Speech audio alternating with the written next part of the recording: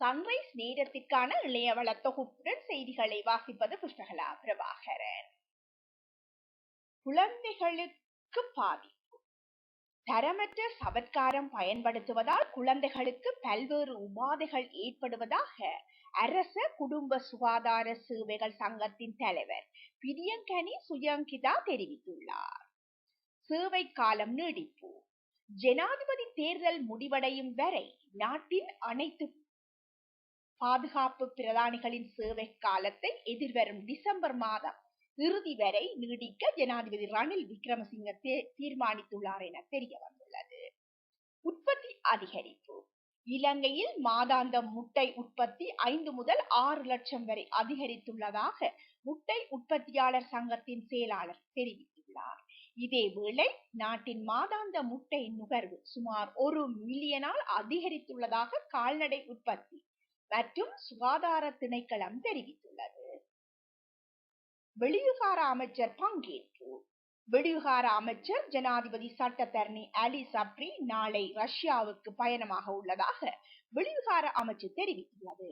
ரஷ்யாவில் நடைபெற உள்ள பிரிக்ஸ் அமைச்சர்கள் மாநாட்டில் கலந்து கொள்வதற்காகவே அவர் ரஷ்யாவுக்கு செல்ல உள்ளார்.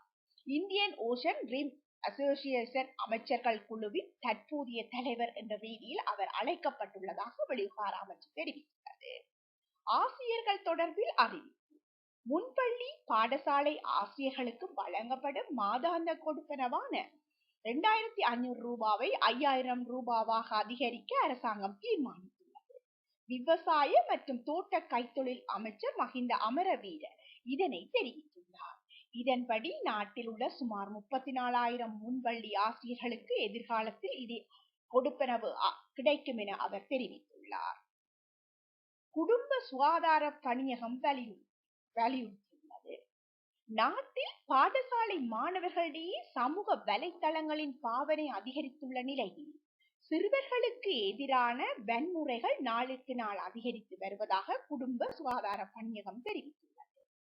இது மட்டுமன்றி சிறுவர்களுக்கு எதிரான கொடுமைகள் மற்றும் பாலியல் கொடுமைகள் அதிகரிப்பதற்கு பெற்றோரின் பாதுகாப்பற்ற நடத்தையும் காரணமாக உள்ளதாக குறித்த பணியகம் தெரிவித்துள்ளது.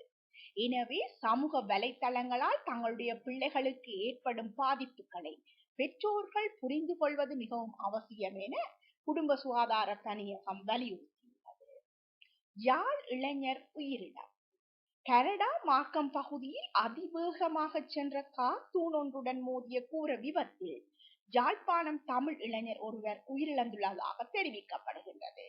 இந்த சம்பவத்தில் யாழ்ப்பாணம் நைனாதீவை சேர்ந்த 25 வயதான சிறுவனே உயிரிழந்துள்ளார் என அறியப்பட்டுள்ளது. இத்துடன் இணையவள தொகுப்பின் செய்திகள் நிறைவு காண்கின்றன.